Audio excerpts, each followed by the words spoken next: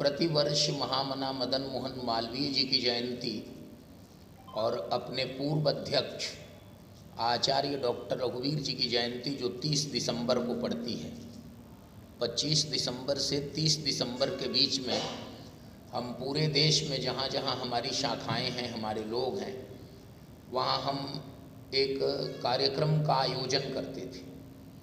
और उस कार्यक्रम में किस प्रकार इन महापुरुषों ने इस देश की सांस्कृतिक धारा को पुष्ट किया है और किस प्रकार उनकी विरासत को अखिल भारतीय जनसंघ के मंच से हम लेकर आगे चल रहे हैं, इस पर हम फोकस करते थे।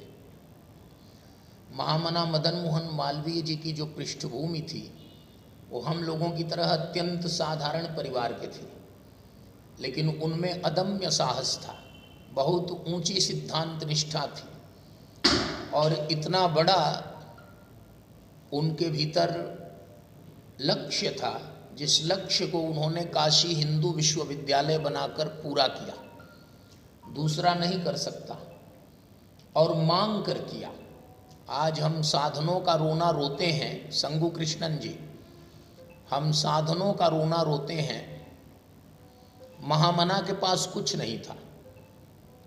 इसी स्थान में हैदराबाद निजाम के पास उन्होंने आकर, जो कट्टर फैनेटिक इस्लामिस्ट था, और यहाँ आकर उन्होंने कहा कि काशी हिंदू विश्वविद्यालय बनाने के लिए आप चंदा दीजिए, सहयोग कीजिए, तो उसने अपनी जूतियाँ दे दी।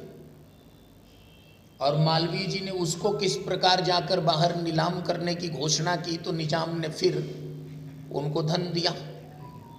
तो कैसे अपने विरोधियों से भी देश के लिए और देश की भलाई के लिए हम सहायता ले सकते हैं, उन्होंने सिखाया।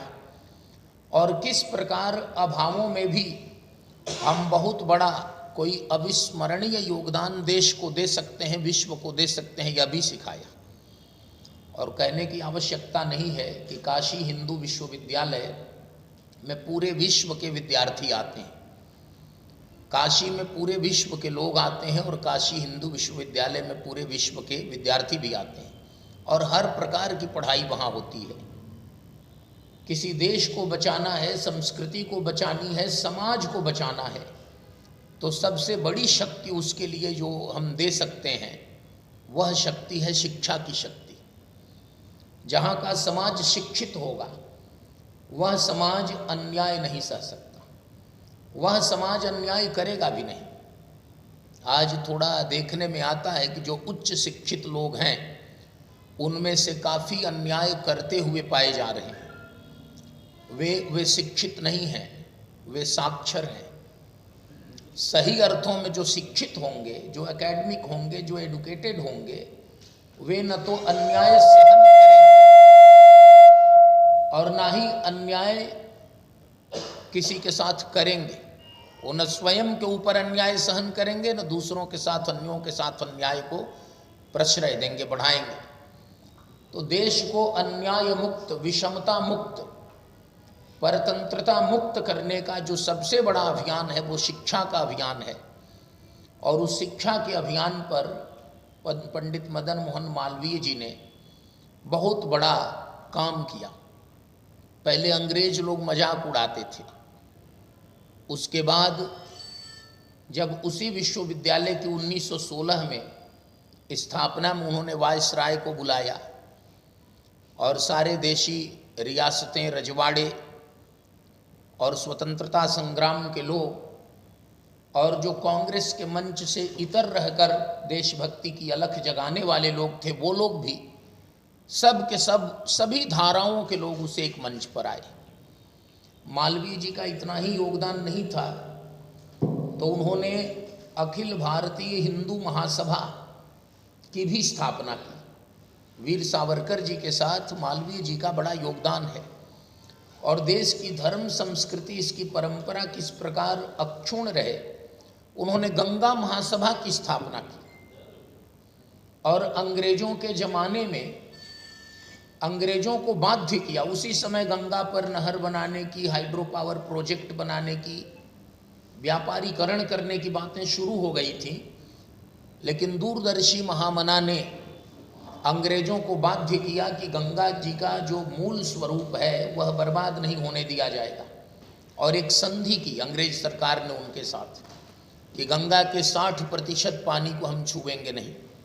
अभी इस समय जो सरकारें, गंगा पर बहुत आंदोलन चला उत्तरांचल में, उत्तराखंड में, और काफ़ी लोग उसमें हताहत हुए। और वहाँ प्राकृतिक उपद्रव गंगा के साथ छेड़छाड़ करने का, पहाड़ के साथ छेड़छाड़ करने का यह है कि अभी हाल में, अभी पिछले वर्ष भी वहाँ चमोली में दुर्घटना हुई थी।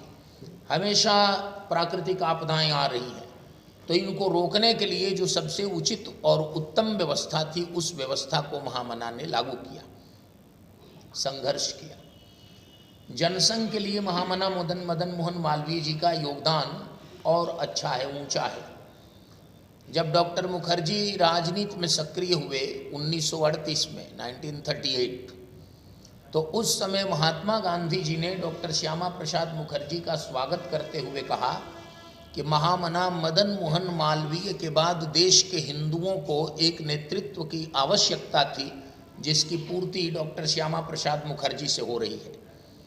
तो इसलिए जब हमारे जिम्मे ये चार्ज आया, तो हमने इस विषय को, महात्मा गांधी की भावना को, और किस प्रकार मदन मोहन मालवीय जी के कार्यों को पूर्ण करने के लिए डॉक्टर मुखर्जी राजनीति में आए, और ठीक उसी चरित्र चिंतन के अनुरूप उन्होंने भारतीय जनसंघ की स्थापना की, इस बात को देखते हुए हमने मालवीय जी को अपने पार्टी का आदर्श घोषित किया।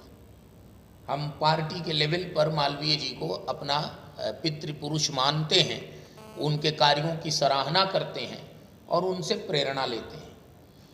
आचार्य डॉक्टर रघुवीर कांग्रेस के लीडर थे।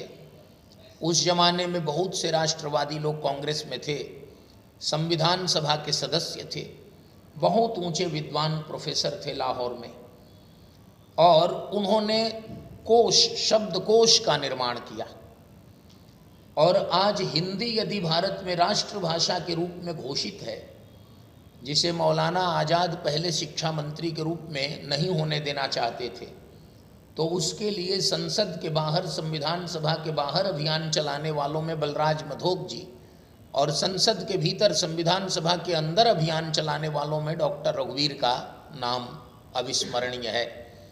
इसलिए आचार्य डॉक्टर रघुवीर, वो भी हमारे अध्यक्ष रहे हैं, और उन आचार्य रघुवीर की सड़क दुर्घटना में उत्तर प्रदेश में मृत्यु हो गई, तो उनको भी हम श्रद्धांजलि देते हैं और उनकी भी पुण्य स्मृतियों को याद करते हैं प्रतिवर्ष, और इसी बहाने अपने लोगों से मिलते भी हैं और मिलकर भविष्य की तैयारियां करते हैं, बीते वर्ष की समीक्षा करते हैं। तो यह कार्यक्रम हमारा प्रतिवर्ष चलता है, और 2 वर्षों के बाद हम फिजिकली मिल रहे हैं। हम 2019 में दिसंबर में दिल्ली में थे, 30 और 31 दिसंबर को, क्या 29-30, अच्छा 29-30 दिसंबर को हम दिल्ली में थे, और फिर 31 को वहाँ से वापस हम हुए थे। हम वासुदेवाचार्य जी एक साथ थे, बाकी और लोग भी थे, और सब आप सब हम लोग थे। उसके बाद फिजिकली अभी मिल रहे हैं। कोरोना के काल के कारण इस अभियान पर भी, इस बैठक पर भी कोरोना के एक ताज़े वेरिएंट ओमिक्रॉन की छाया मंडरा रही थी, और हमारे महामंत्री राकेश गुरखा जी ने कहा कि अभी हम लोगों को सतर्क रहना चाहिए, लेकिन पॉलिटिकल पार्टी जो है वो मिलिट्री की तरह होती है, उसे दिन रात युद्ध लड़ना है।